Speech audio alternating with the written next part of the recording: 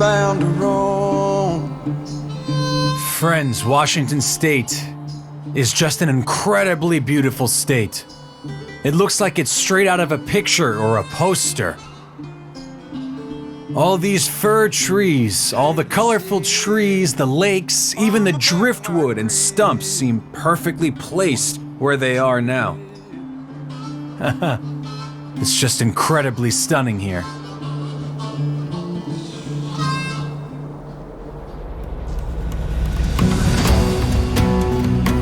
This is the far northwest of America, not counting Alaska.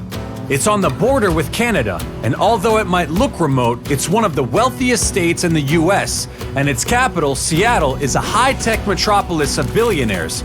Some of the richest Americans, Jeff Bezos, Bill Gates, Steve Ballmer, and many others live here. The average household income in Seattle is almost 1.5 times higher than the US average. American truckers usually get the most profitable loads here. The next morning, Oleg reported that he found a profitable order and we could leave. Look, guys, they loaded a whole fridge for us. It's cold, right? It's so cold in here. Ugh.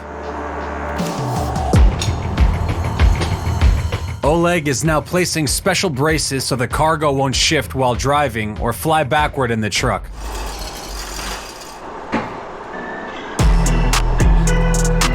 Thank you. You're welcome. Boss. Oleg. When you move the truck, give it a little push backwards. Okay. Push with the bumper and it will disconnect. Okay. So, shall we go? Here are the apples. We're heading to Florida where the hurricane is. They're waiting for our life-saving apples. Yes.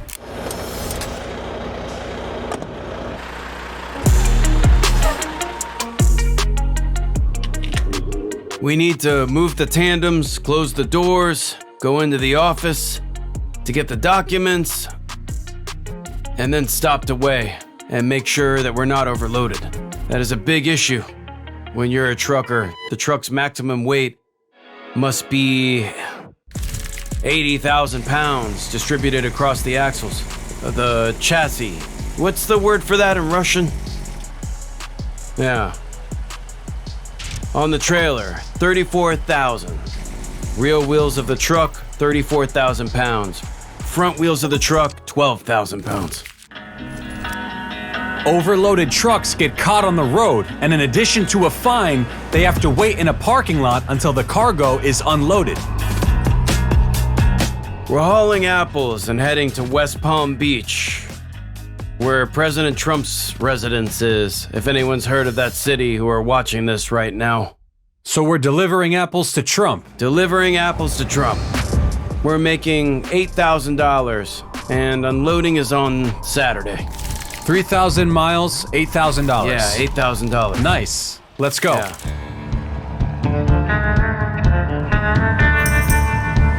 While we're driving, other drivers keep Oleg updated on the hurricane. I'll check now, but it can't be a Category 5. There was only Category 1 this morning. Yeah, exactly, Category 5. Whoa, no way. I know what a 5 is, I know that. Category 5 is super serious, maximum category. Very scary because it's heading straight at us. How did it reach 5? This morning it was only 1, so that's crazy, right?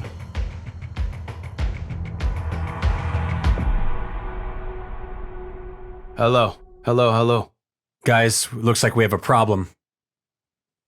Florida might flood. Yeah, okay, talk to me.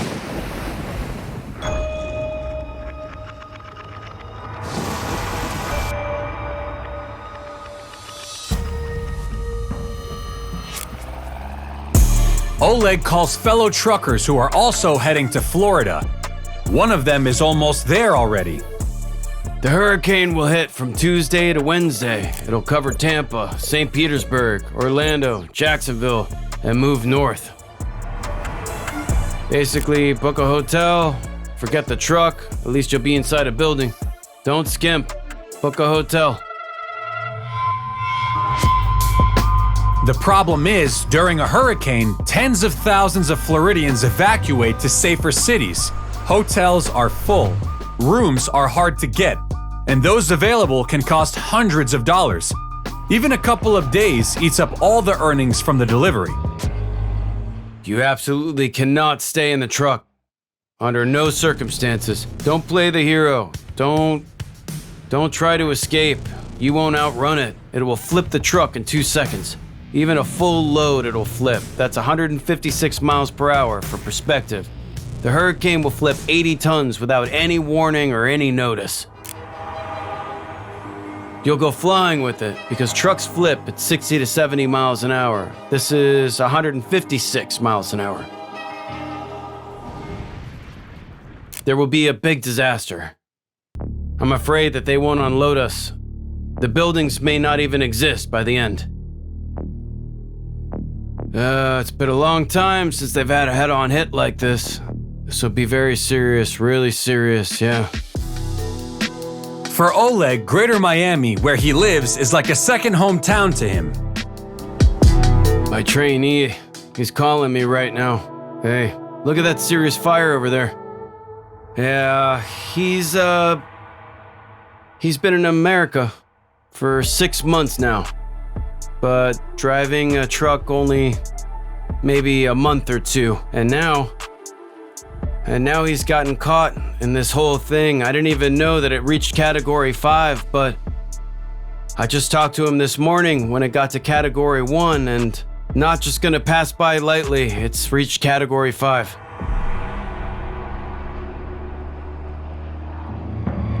Florida.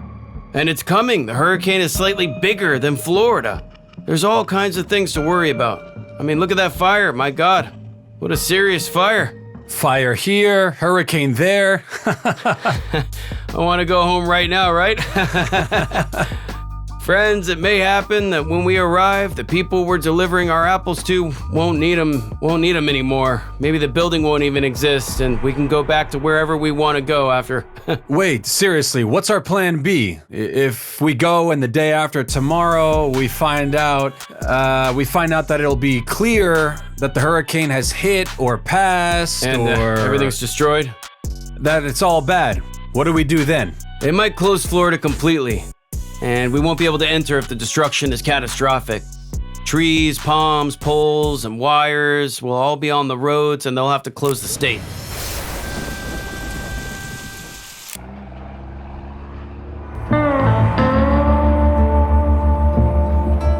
The broker will say what to do with the cargo.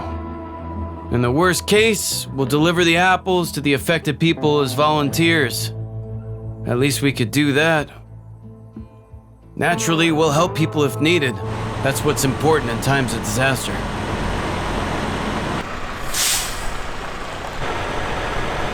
Well, we arrived at a truck stop, a place where truckers can stop and sleep. That's what we're going to do. We're going to shower, wash clothes, and eat. This truck stop isn't the largest in the US, but it's huge. There are dozens of massive trucks here. It'll be very interesting to be here for a certain period of time. At night, the engines stay running for heating, AC, electricity, etc. So there's this constant hum, and it goes like zzz. The air literally vibrates.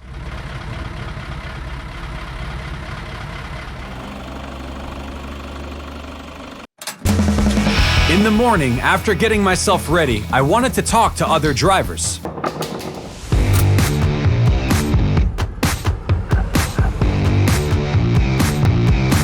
Asal became a long-haul trucker about 5 years ago. Look how small she looks next to her gigantic truck.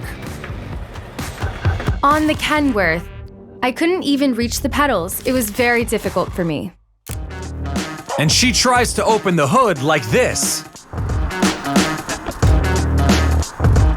There were times during COVID when everyone lost their jobs. At that time, I was working in a good hotel in Los Angeles. I had a good salary, a great team, and career growth, but unfortunately, everything closed and we were left without work. That's when I started learning. that guys driving trucks were making really good money. And I had had enough, and I wanted a piece of that pie.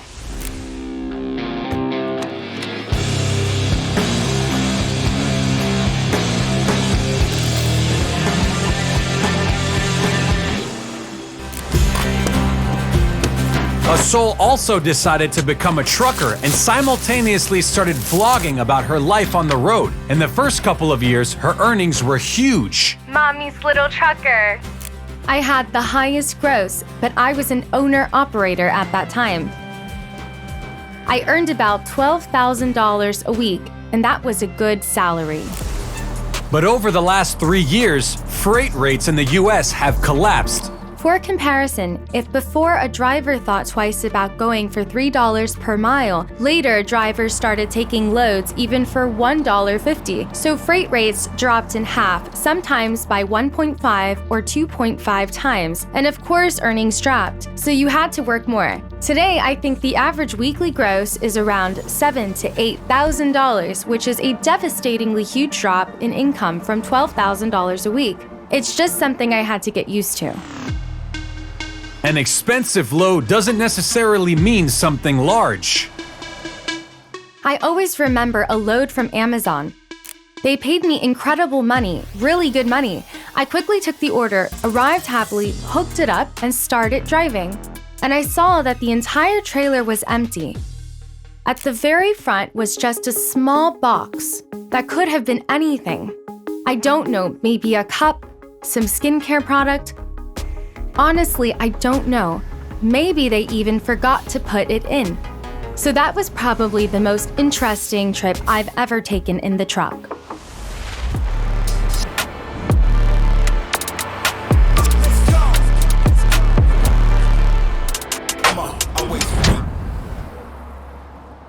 When you carry a load, you don't really know what's inside, right?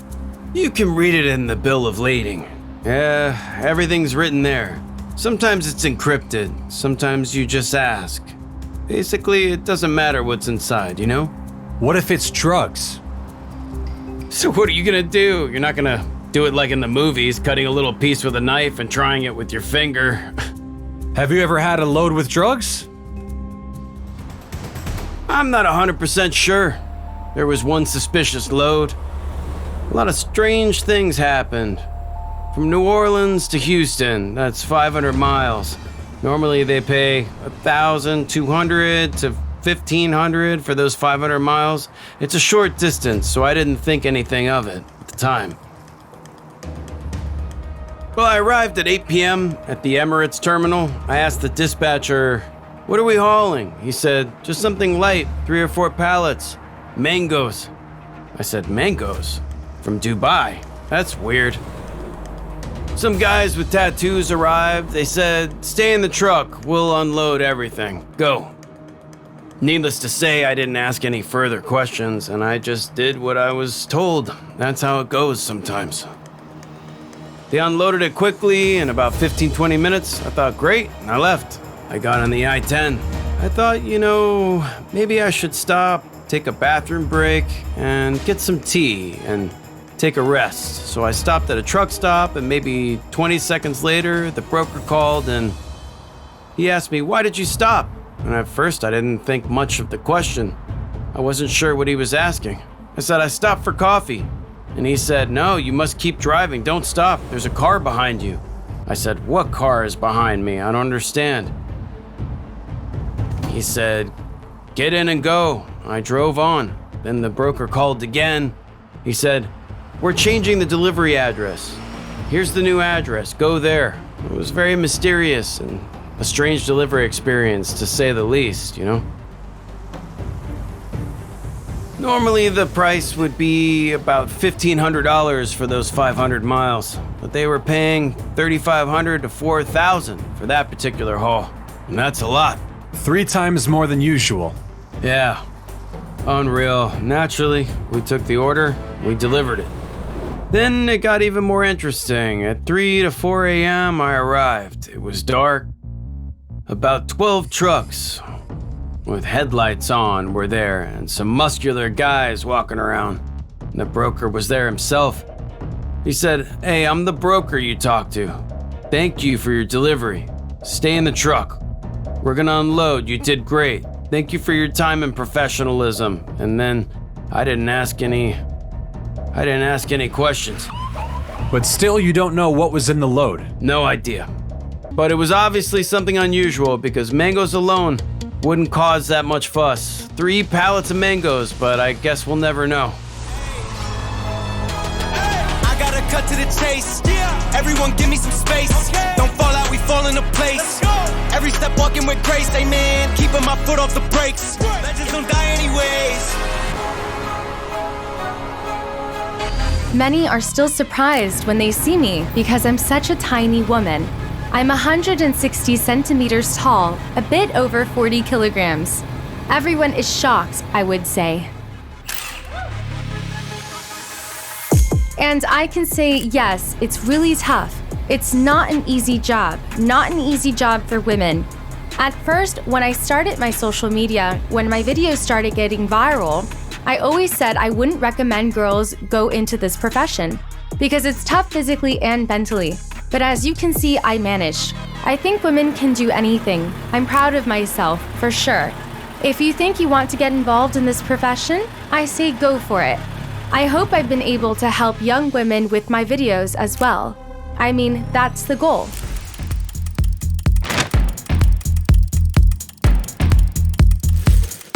When people ask me what's the hardest part of this job, I say staying in shape and not gaining weight.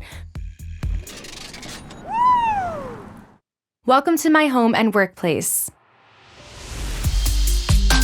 In her truck, Asol regularly cleans, and it's nice and tidy. But there are other examples. This truck belongs to our company. When some drivers finish their time, unfortunately, they leave it like this. Even the doors, the seats, everything is very dirty.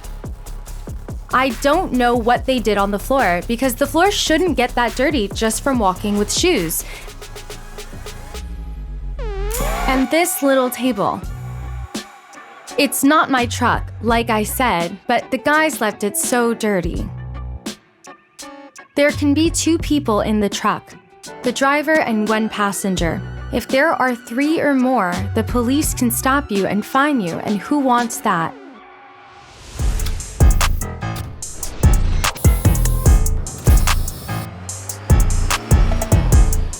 One of the hardest things for me in this job are the living conditions. As a girl used to sports and self-care in the truck, unfortunately, you can't really do that. We eat, bathe, wash clothes at special truck stops. There are many on the road and they are cleaned every 40 minutes or so. So all amenities are available.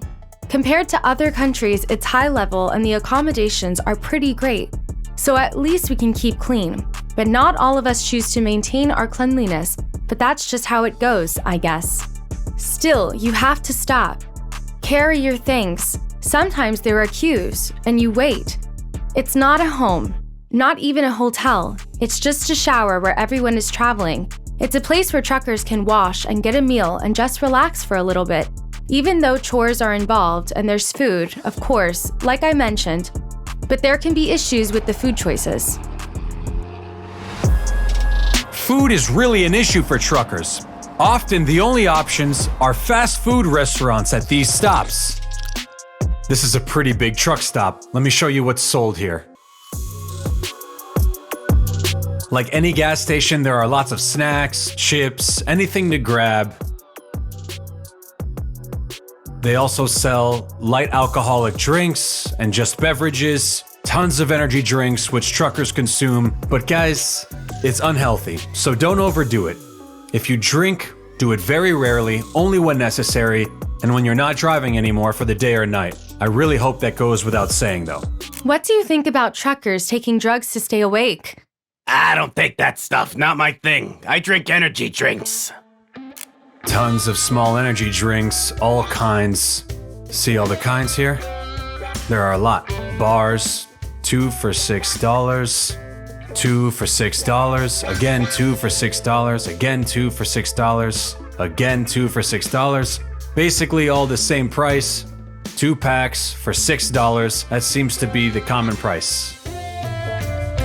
Some fruits too, 2 for $2.50. I'm surprised I'm actually seeing fruit on the road. There are different salads for $6.50. Let's take a look at them. There's even a burrito for $7.30. The usually delicious chef salad. Pineapple, $6.50 per pack. Apples, $6.50 per pack.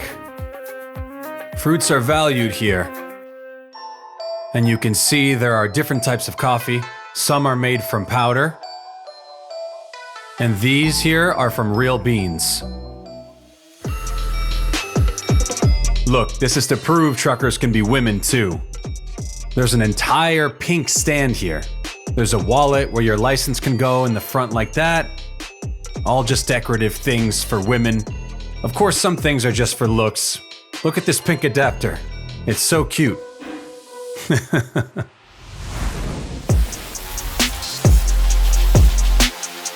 Besides fast food at truck stops, there are also buffets where truckers often eat. It's the cheapest way to eat before a long trip. And they can also be quite filling. Friends, we're at a Chinese buffet, which are very popular in the US. I know that they are found in almost every major city. Here you pay $26 for unlimited food. So let's see what's available.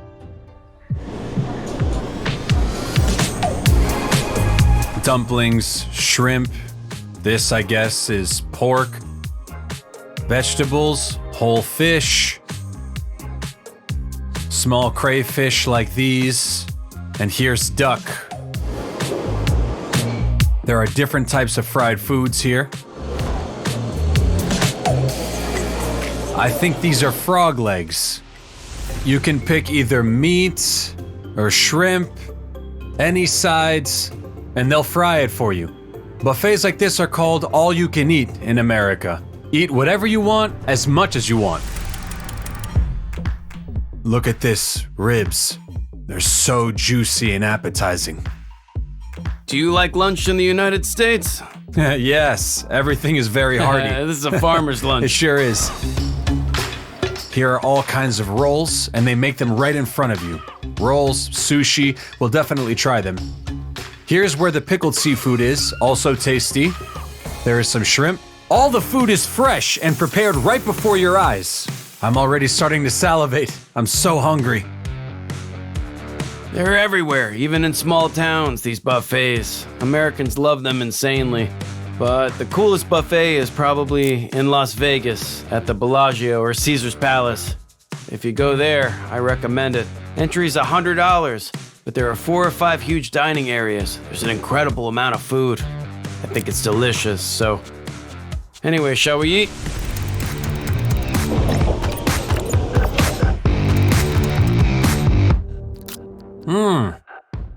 The fish is really fresh. But here, if you're done, do you have to pay for it? They'll put you on the slab, man. But usually at buffets like this, you have to finish everything. Nobody watches? No, nobody watches. You can sit here really all day until morning, just nibbling anything you want. And do they monitor if you eat too much and leave? No, it doesn't matter. You can sit all day from opening to closing. All for one price. No one keeps track of anything or how much you eat. You can sit and eat or leave. You can pull up a chair by the serving area and just say, "Hey, serve me." Open your mouth and wait for the food to get shoved in. Let's move on.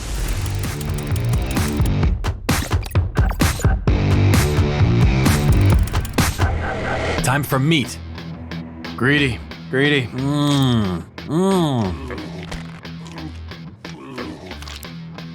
The meat is great. Ribs? This is really good rib. How do you like your ribs? Do you like anything from American cuisine? No, I don't. Nothing? Well, steaks and ribs. That's all. In the first years, I couldn't just find a piece of fish that wasn't fried. It always had to be in something that was stupidly breaded. And it's really hard to just find a piece of fish like halibut or sea bass or any simple fish like that, you know? Impossible. Everything's just fried in breadcrumbs here. Everyone, let's try mussels. But I have to say, I'm generally against baking seafood with mayonnaise and cheese like this. Horrible. But it's just a piece of fat. Also, you know how they do oysters. It's a complete disaster, I'm telling you. Honestly, I'm even afraid to try.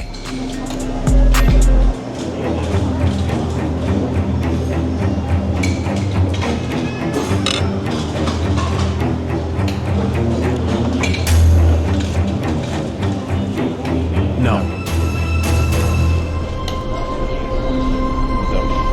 What a greasy, nasty substance. No. No, I'm sorry. I can't eat this. All this variety and the unlimited portions, of course, encourage unhealthy eating habits, which, combined with the sedentary work of truckers, takes a serious toll on health. I gained a couple kilos, maybe more, in just 2 weeks on the road. It also made me sleepier than normal. Do I miss home while in the truck? I try to drive 3 weeks, then rest a week, but I can say the third week is the hardest. You want to go home, rest, go out, see people, because you're always on the road, always seeing the same scenery even though landscapes change. America is very beautiful. I've seen very beautiful places, but still, I'm alone in the truck, and it gives you a lot of time to think. I do miss people and things often, I would say, when I'm alone in my truck. Like I said, though, the scenery can be nice when I'm feeling lonely.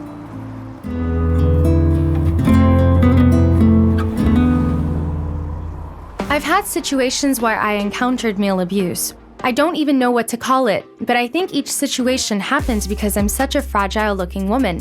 You could see it frustrated and annoyed the drivers. They spoke to me very rudely, showed the middle finger, and shouted at me many times. Sometimes they even threw things at me through their window. Basically very disrespectful behavior. I was surprised, but also not, I guess you could say, when I endured such behavior from men out there. We encountered quite a few unstable drivers on the road. Trucking seems very relaxed from the outside. You just sit and drive, right? Wrong. But in reality, it's full of stress many can't handle, and boy, did we see some of that behavior while on the road. Now I'm trying to talk to another trucker. How long have you been trucking? 4 years, bro. And do you like it? Yeah, sometimes I like it, sometimes stuff like this happens, look. A bearded man jumped out of the truck barefoot and started yelling at Oleg, clearly trying to provoke a fight. Why is he so angry? I don't give a damn. Seems like he has some nerve issues. Hey, just try to calm down. I don't give a damn about you. Are you a driver? Whoa! You want me Better to punch watch you yourself, in your face, man. dude? I'm gonna kick your ass. That's right, I'm gonna kick your ass. And he can film it. Come on, let's go, right here. Come on, man. Oleg tried not to take the bait, but the bearded man clearly snapped from the long drive.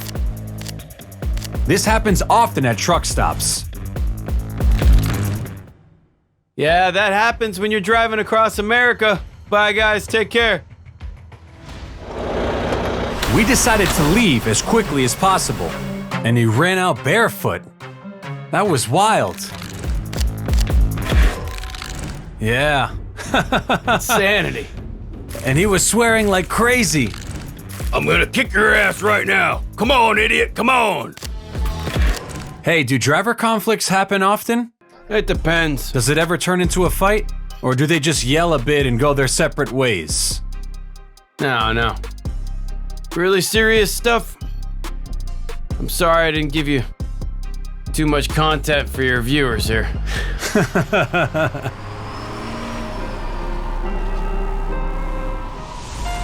I had a case like that.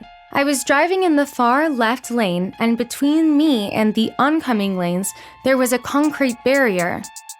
On my side, there were 3 lanes, and in the lane next to me, a bit further away, there was a car. It was night, 3 o'clock in the morning, Saturday to Sunday.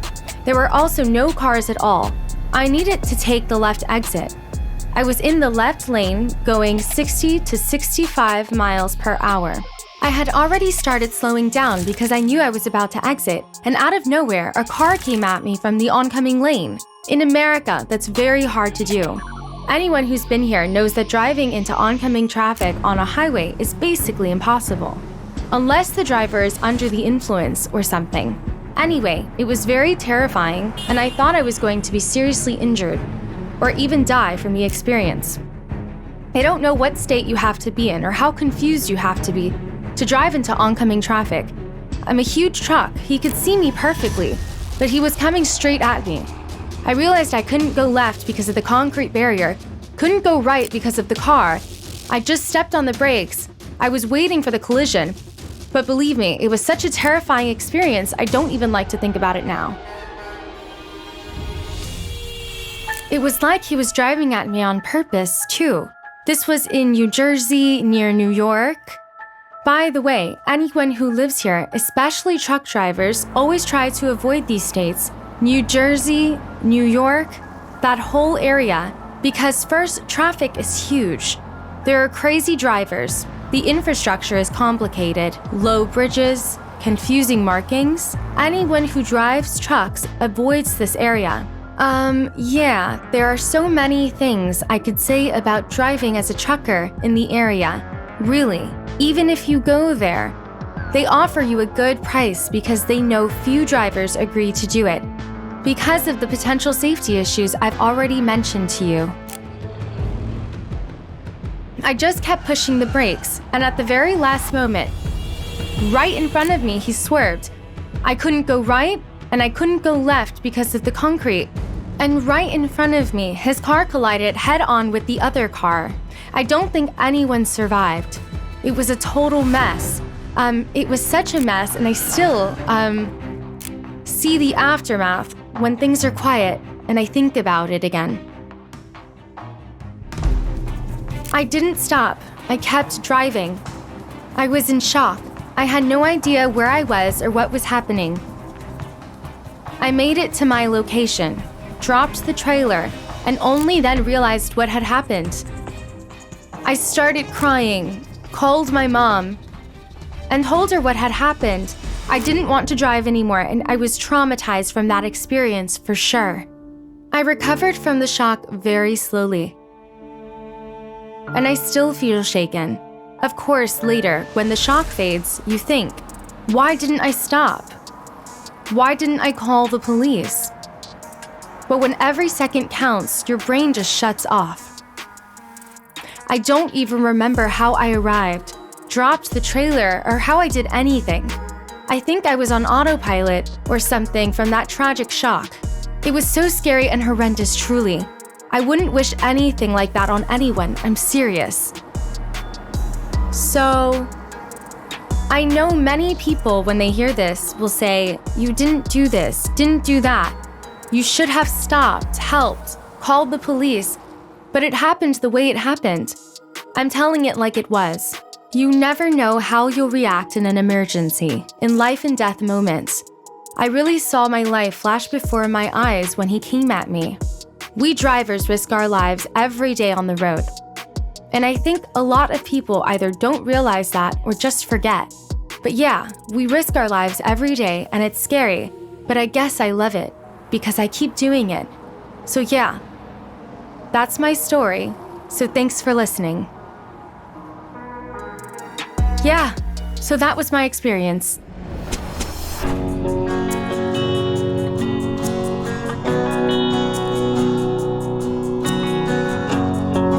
What are our plans today? Let's see. Today we plan to reach Utah, and get you some beautiful shots. It took us almost a whole day to reach Utah. This is the real American backcountry. Sometimes there's no cell signal. The greenery is slowly disappearing. Eventually there will be none. Mountains will be bare. A Martian landscape. You might not believe me, but yeah, a truly Martian landscape someday. This is the start of Utah. We're just arriving and already your eyes don't know where to look first. Later it just even gets bigger and bigger, more epic. Incredible how nature paints its own picture. No artist could do this like Mother Nature. It's quite magnificent, isn't it? I find it so beautiful.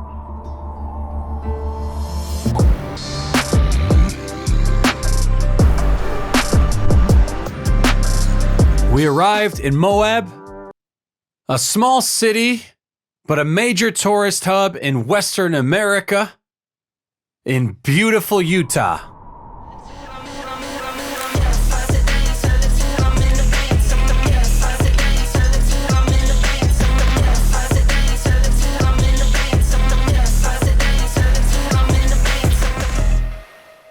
Moab is the city of off-road vehicles, especially big ones.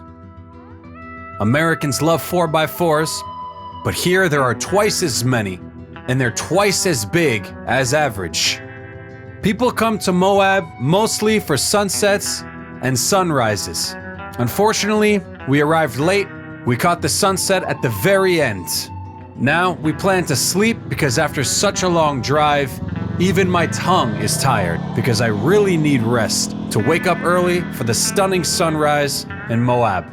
I can't wait to wake up and get some incredible shots. I've been told I would get some amazing ones for sure.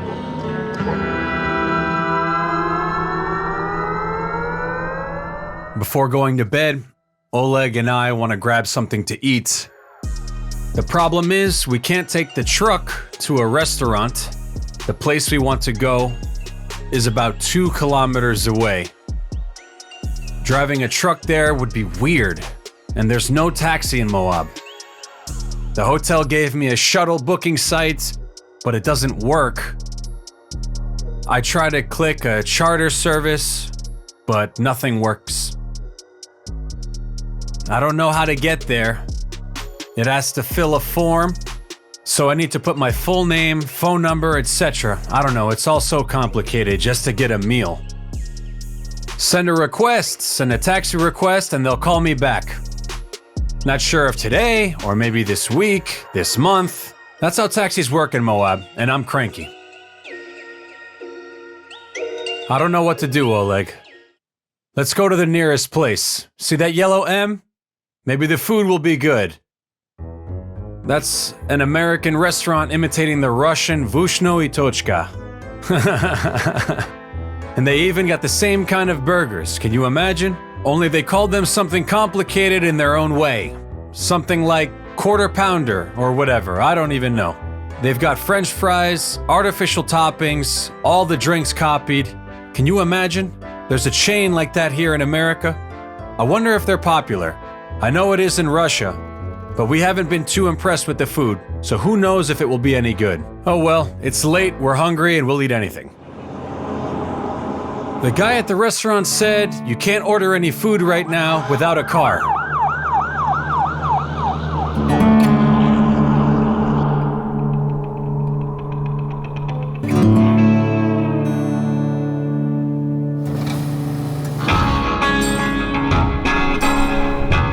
So guys, good morning.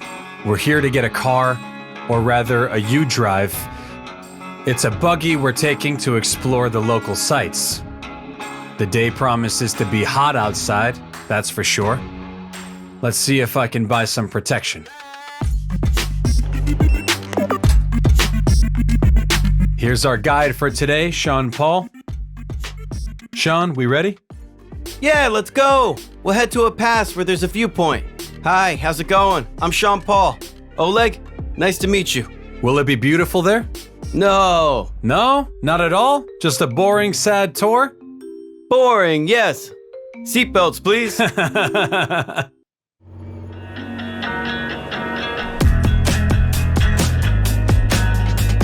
Actually, riding in this thing is really fun. I think my voice got hoarse from all the yelling while we've been out here.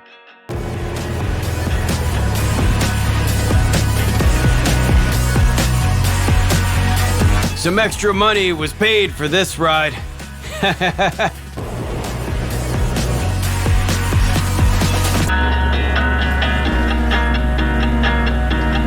You were great. Great is not the word. Yeah. Incredible. You're the best driver I've seen in 9 years. You didn't fall behind even a step.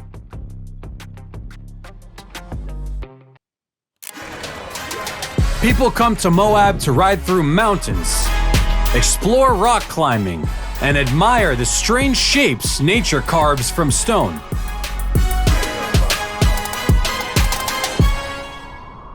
And just look at these sights. See that whale-shaped mountain? Look at these rock shapes. Nature carved the stone perfectly straight.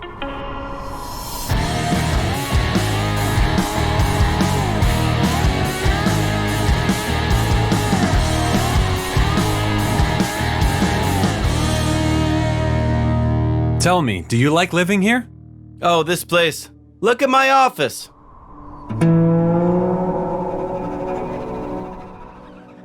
Here's my desk. Only missing a secretary. Look, a hawk is flying. Uh-huh. Dream job.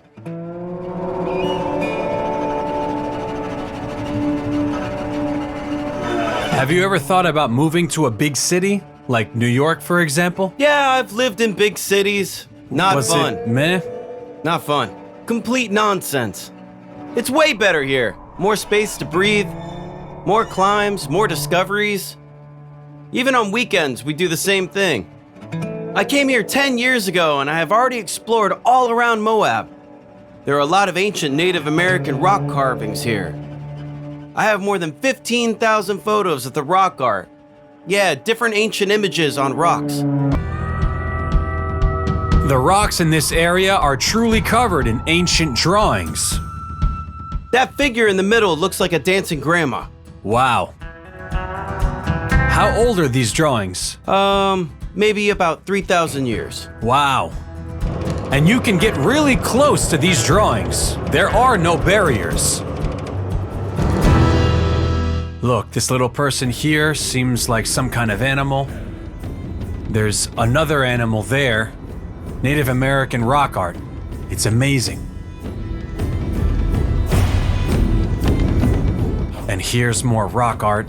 You can also make out some animals. I don't know, maybe that's a big bird. What do you think? But there's one downside. Because you can approach these drawings so closely, some people decide to add their own marks, which is unfortunate.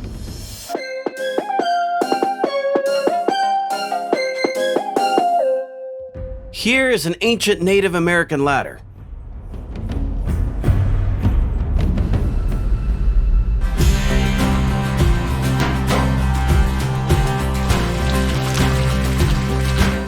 And the water here is excellent. Guys, we drove and finally arrived at the most amazing spot in the desert. What would you expect to see in the desert? Something completely unexpected? I'm wondering if any of you would take a guess what we found. It's a toilet, guys. Really, there's a toilet here, so people don't mess up the desert. That's how it is. You know, this guy won't be able to film me, sorry. I know, but you can't stop him. I'm under witness protection. This son of a gun is Curtis. I'll blur your face and change your voice then. He's one of the best guides in all of Moab. Glad to see you. I'm glad too, have fun. How long have you lived here? 80 years, but I've been leading tours for 51 years. 51 years? Wow! I'm old, so I forget how to get out of here sometimes. What do you like about living here? What do you enjoy most? Look at this. I could stay here forever. Have you ever thought about moving to a big city like New York? Too many people. Look, I don't need to deal with all those people here. Let them stay in New York. We have our own skyscrapers here. They just don't have windows. Have fun. Thanks. See you. In these small, one-story towns of Middle America, You often meet people like Sean Paul or Curtis. Leave your comments. I'll happily reply. And don't forget to subscribe because our journey continues.